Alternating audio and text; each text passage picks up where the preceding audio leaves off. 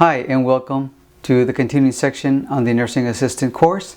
We've covered a lot of content as of to now. We covered chapters 1, chapter 6, 3, 2, and 7.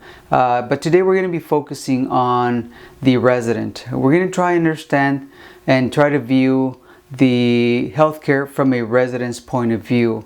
So I want you to take a minute and imagine that you're working in a facility and you're going to be receiving a patient from a hospital.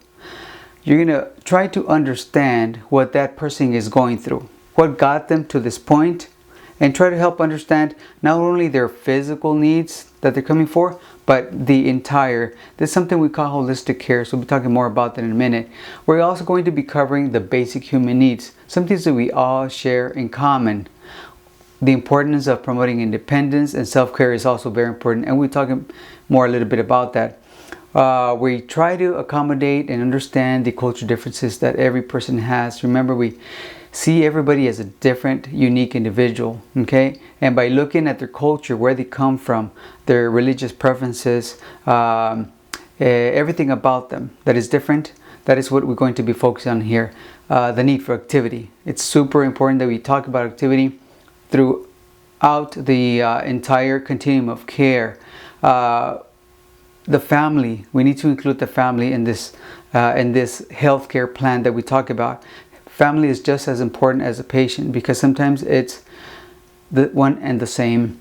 The stages of human growth and development are always covered in here. We need to understand what we all go through from the moment we are born to come into this world and to the last stage in life, which of course includes the stages of dying, the stages of grief, which are also included in this chapter.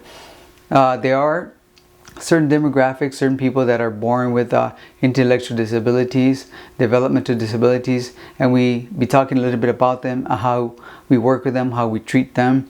Other healthcare disorders such as depression, bipolar, anxiety, and so on.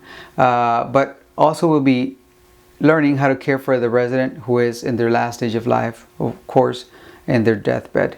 And of course, what is hospice? What kind of service or care do they require? What is hospice and what is your role as a nursing assistant?